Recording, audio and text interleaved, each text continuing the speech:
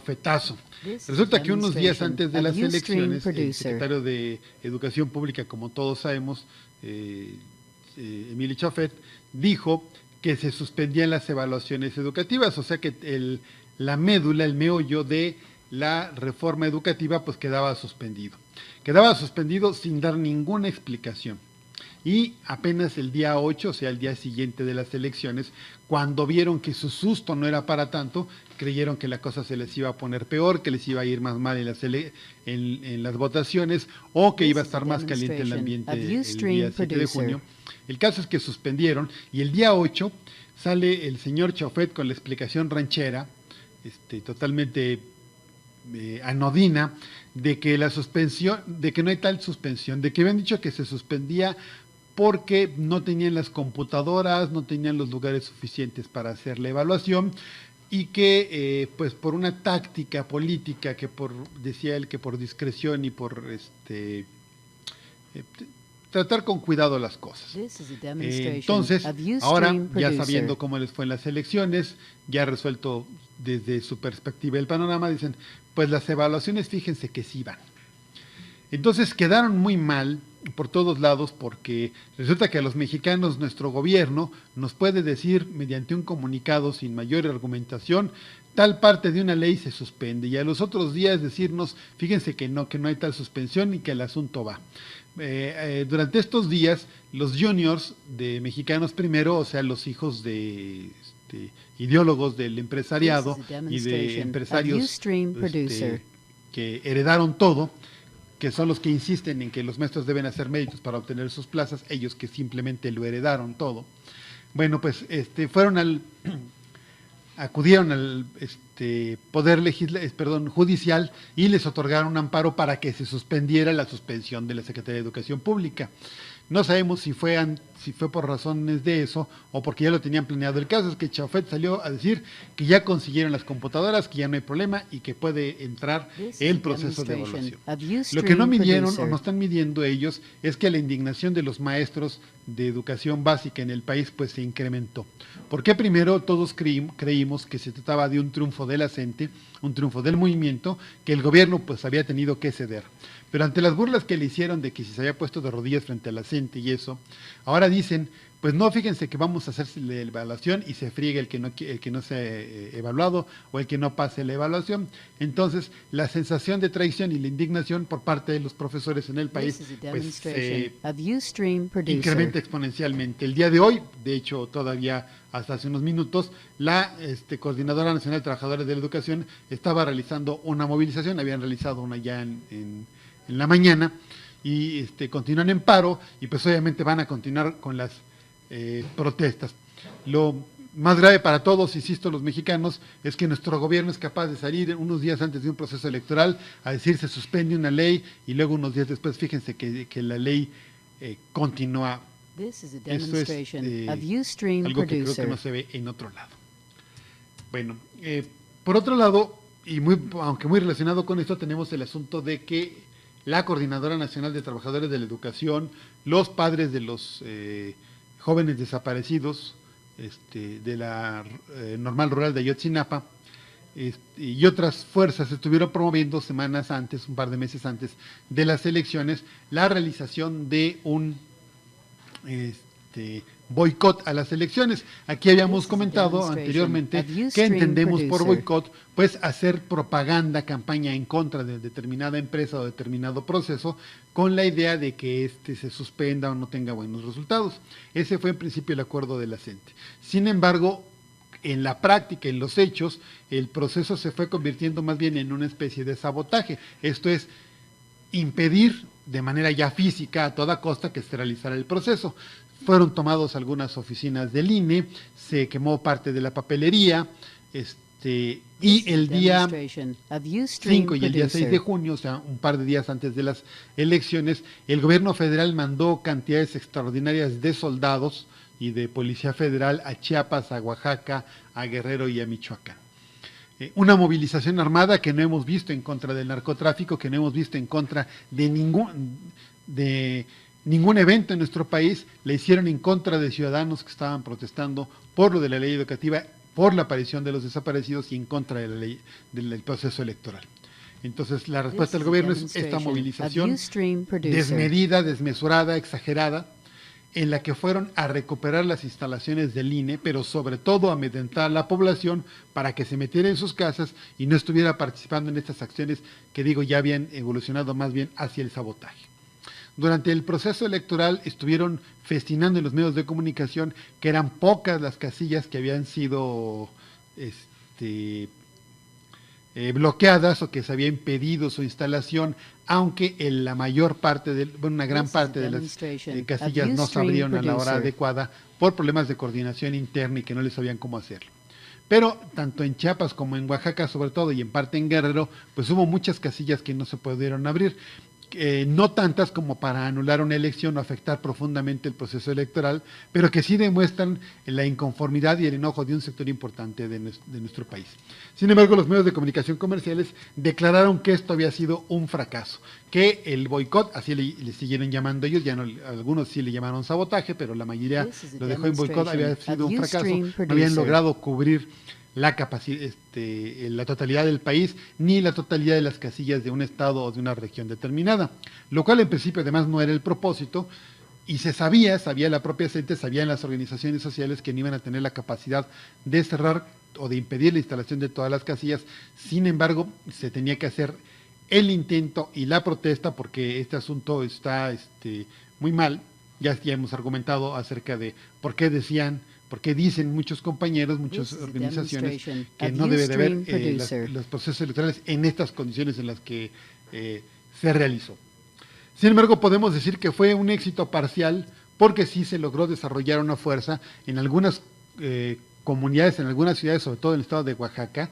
Hubo una respuesta pues realmente de masas, hicieron retroceder a la Policía Federal, hubo enfrentamientos, luego la Policía Federal hizo cateos, se comportaron de una forma muy violenta, según ellos justificados porque había habido las protestas ciudadanas. Lo que no está midiendo el PRI, lo que no está midiendo Chaufet con esta tradición, es que el encono y la indignación de la gente se incrementa. Cuando haces una movilización y te responden a patadas, te responden a palazos, pues obviamente la indignación, el enojo de la gente se va incrementando.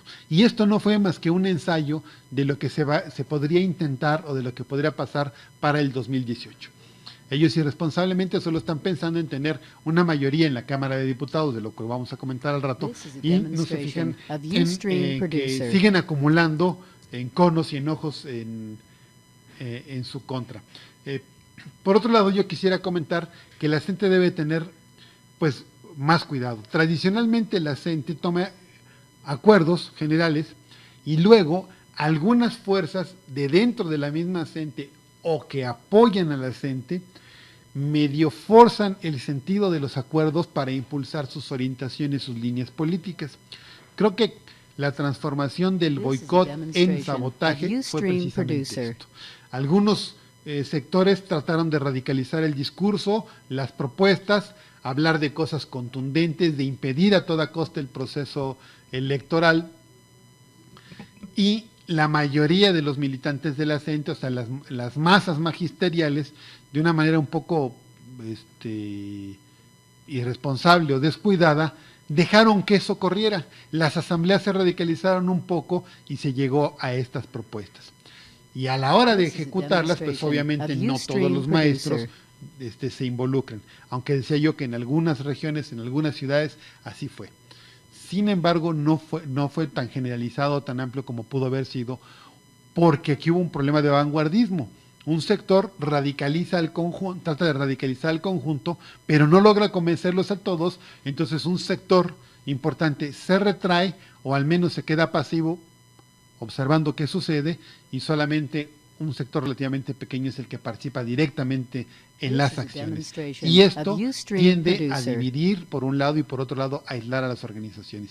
En la tradición de la gente esto se había tenido cuidado de evitarlo. En esta ocasión, pues por la indignación que hay, por el encono, por el trato que le da el gobierno a la propia coordinadora y por el trato que le da el gobierno en general a los ciudadanos, pues hubo estos arrebatos, y creo que había que tener mucho cuidado, porque ellos han estado cazando el momento de tener un pretexto suficiente para hacer medidas represivas como las que desarrollaron en estos días, y hay que tener mucho cuidado en evitar darles esas oportunidades, porque si no, pues la cosa se nos va poniendo peor.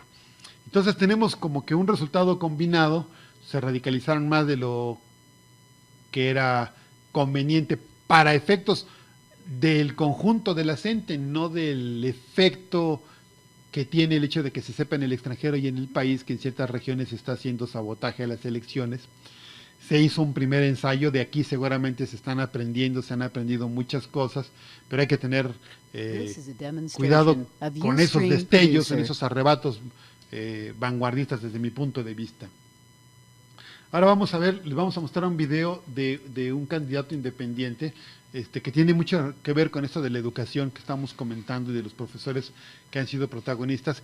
Es un video, es un promocional de un candidato independiente, el señor conocido como El Bronco, que además ha ganado la gobernatura del estado de Nuevo León, no de Monterrey, señor Peña, Monterrey no es el estado, es Nuevo León.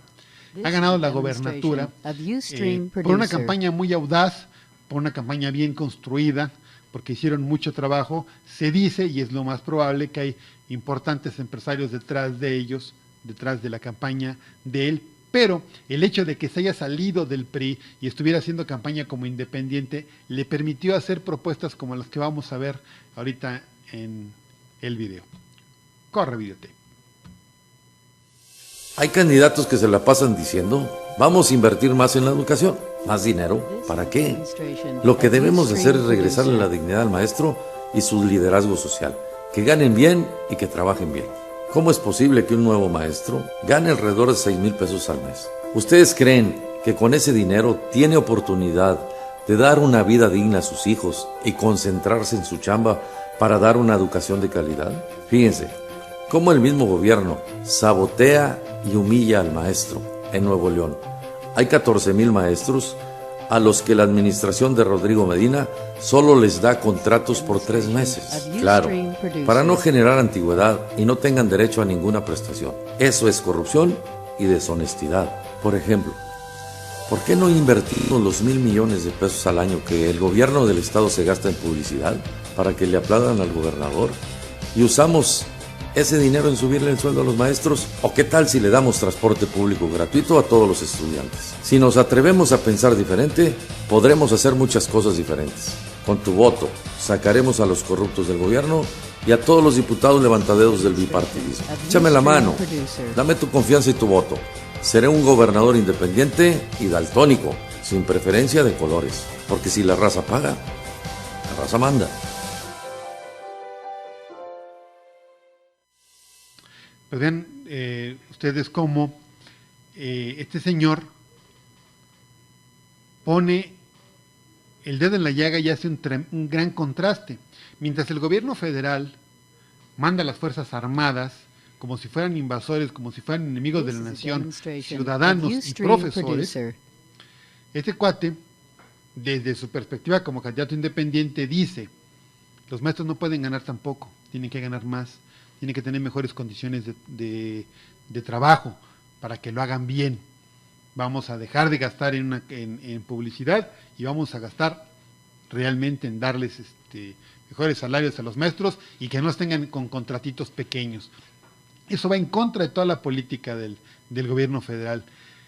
Yo no sé si este cuate lo está diciendo de manera demagógica o es muy sincero, o si lo va a cumplir o no lo va a poder cumplir. Pero el hecho de que lo haya estado promocionando ya está abriendo el debate y está haciendo un contraste. Mientras los partidos, desde el PRD hasta el PRI, están diciendo ley de educación para evaluar a los maestros y joderlos, un candidato independiente dice, no se trata de eso, se trata de mejorar la educación y eso se mejora apoyando a los maestros. Entonces, esto es una cosa radicalmente diferente. Y esa es una de las ganancias que nos trajo este proceso electoral con las candidaturas independientes, que bueno, apenas están empezando, hay que ver qué tan independientes son, quiénes son los empresarios que están detrás, pero por lo pronto están abriendo debate, están haciendo cosas distintas. Loret de Mola le preguntó el día 8 a este cuate al Bronco que si era cierto que lo apoyaban empresarios y que no sé qué y no sé cuántos, y hablaba del periódico Reforma y El Norte, que estuvieron apoyando su campaña, siempre hablando bien de él, dándole la ventaja en las encuestas, y él le contestó, pues no voy a pagarle a las televisoras, o sea, a Televisa, a TV Azteca, para que me hagan una buena imagen, porque mi trabajo no es ese. O sea, lo bateó, los puso en su lugar. Insisto, no podemos estar seguros de que no sea demagogia, pero al menos está diciendo algo totalmente distinto de lo que dicen los candidatos ordinarios, de los partidos.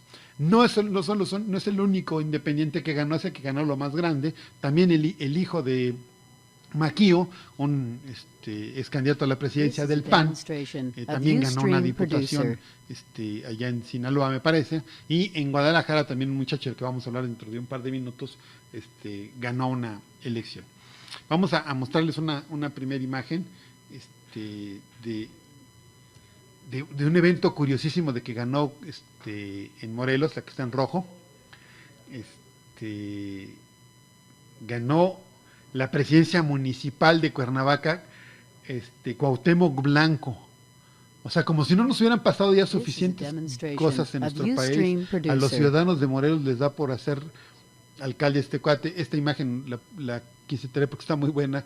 Dice, si te hacen bullying porque elegimos este cuate, y ahí ven ustedes el recetario que dan para que pues se defiendan, ¿no? Pues además, pero no solo llegó Cuauhtémoc, también está Carmelita Salinas, está también ahí se me fue el nombre de otras gentes por el estilo. Estamos en un nivel del vaciamiento de la política tremendo. Mientras ciudadanos se movilizan para decir no queremos elecciones en estas condiciones porque el narco y los políticos corruptos controlan las elecciones, en Morelos la gente lo agarra de chunga el asunto, no pone seriedad en las cosas y va y así como de chacoteo va y vota por Cuauhtémoc Blanco. Ya tenemos un cuate que era un buen jugador de fútbol, lo tenemos como alcalde. Ahora solo nos falta, para sorpresa de todos, que resulte ser mejor alcalde que otros o que lo haga hasta muy bien. Por lo pronto él ya empezó diciendo que cuando le preguntaron cómo ve las críticas y las cosas y las impugnaciones que le hacen los otros candidatos y eso, dice, pues que digan que ya me los chingué. Entonces, pues ya hasta por la forma de expresarse que siempre ha tenido él, y que no está, yo creo que no está preparado para eso, pero también supongo que muchos políticos no están preparados para estos cargos, así que vamos a tener esta cuestión. Todo se ha consumado.